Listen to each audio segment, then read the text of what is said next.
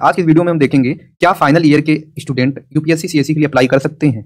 या बहुत सारे बच्चे ये भी पूछ रहे थे कि सर मेरा रिजल्ट हो गया है प्री में, लेकिन मेंस का फॉर्म भरना है और मेरा फाइनल ईयर का रिजल्ट अभी डिक्लेयर नहीं हुआ, क्या करें। तो उन सब के बारे में आज हम बात करेंगे, ठीक है। तो यूपीएससी के द्वारा जारी की गई गाइडलाइन में मिनिमम एजुकेशनल क्वालिफिकेशन क्या है उसके बारे में हम देखेंगे। A candidate must hold a graduate degree of any of the universities incorporated by an act of the central or state legislature in India or other educational institutions by an act of parliament or declared to be deemed as university under section 3 of the University Commission Act 1956 or possess an equivalent qualification, ठीक है। Node first है, candidate who have appeared at a qualifying examination the passing of which would render them educationally qualified for the commission's examination but have not been informed of the result as also the candidates who intend to appear at such a qualifying examination will also be eligible for admission to the civil services prelim examination। तो यहाँ पे सीधे तौर पे mention किया गया है कि जो बच्चा इस बार फाइनल ईयर में अपीयर कर रहा है, मतलब फाइनल ईयर का एग्जाम देने जा रहा है, वो प्री एग्जाम के लिए एलिजिबल है, मतलब प्री एग्जाम में अपीयर हो सकता है। अब इसके बाद देखो, all candidates who are declared qualified by the commission for taking the civil services mains examination, ठीक है। ऐसे बच्चे जो क्या कर गए हैं जी, प्री पास कर गए हैं, ठीक है, प्री क्या कर गए हैं, पास कर गए हैं। अब उन्हें किसके लिए अपीयर होना होगा, यूपीएससी सीएससी मेंस के लिए अपीयर होना, ठीक है। तो इसमें अपीयर होने से पहले एक फॉर्म भरा जाता है जिसको हम क्या बोलते हैं जी, डे फर्स्ट फॉर्म बोलते हैं। क्या बोलते हैं, डे फर्स्ट फॉर्म बोलते हैं। यहाँ पे कह रहा है कि with their application that is detailed application form first for the mains examination failing which such candidate will not be admitted to the mains examination such proof of passing the requisite qualifying examination should have been issued latest by the closing date of detailed application form first of the mains examination। यहाँ पे कह रहा है कि अगर आप pre क्या कर गए हैं जी, पास कर गए हैं, ठीक है, तो मेंस में अपीयर हो रहे हो तो जो डे फॉर्म भर रहे हो, तो डे फॉर्म भर रहे हो उसमें मेंशन करना होगा कि ये मेरा पास सर्टिफिकेट है, ठीक है, जो ये बताता है कि हमने अपना ग्रेजुएशन पास कर लिया, मतलब ग्रेजुएट हो गए हैं, ठीक है। अगर ऐसा कुछ करने में आप विफल हो जाते हैं तब क्या होगा, तो यहाँ पे नोट सेकंड दिया गया है, in exceptional cases the commission में treat a candidate who does not have any of the foregoing qualification as a candidate provided that the candidate has passed an examination conducted by any other institution the standard of which in the opinion of the commission justify the admission to the civil services examination.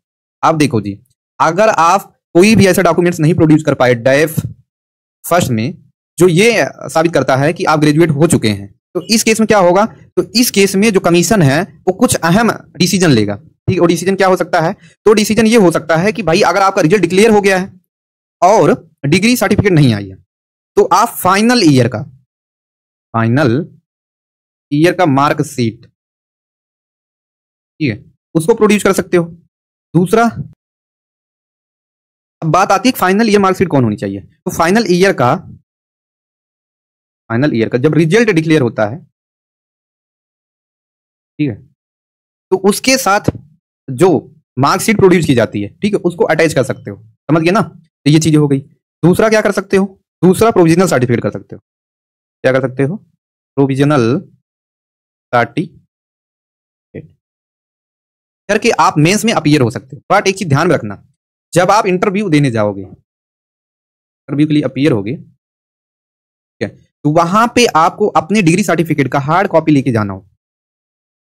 क्या लेके जाना होगा, hard copy लेके जाना होगा। अगर आप hard copy लेके जाएंगे तो आप इंटरव्यू के लिए एलिजिबल रहेंगे, ठीक है, इंटरव्यू के लिए एलिजिबल रहेंगे, अदरवाइज क्या हो जाएंगे, अनएलिजिबल हो जाएंगे, ठीक है। तो भाई इस चीज को साबित करने के लिए कुछ चीजें हम देखते हैं। अब देखो यहाँ पे, अब हम देखेंगे कि प्रोविजनल सर्टिफिकेट क्या होता है। एक degree certificate is the official permanent certificate. Degree certificate जो होता है ऑफिशियल परमानेंट सर्टिफिकेट होता है, जो एक बार बन जाता है हमेशा के लिए रहता है, ठीक है। You get after completing your college degree. तो ये कब मिलती है, जब सकुशल कॉलेज डिग्री कंप्लीट कर लेते हो तब मिलता है, ठीक है। आप देखेंगे कि ये प्रोविजनल सर्टिफिकेट क्या होता है, ठीक है। ये provisional certificate is a temporary copy. क्या होती है जी, एक टेम्परेरी कॉपी होती है जो यूनिवर्सिटी कॉलेज के द्वारा इशू की जाती है। It is useful for the proving that you have completed your degree until you receive the official copy. मतलब ये जो प्रोविजनल सर्टिफिकेट है,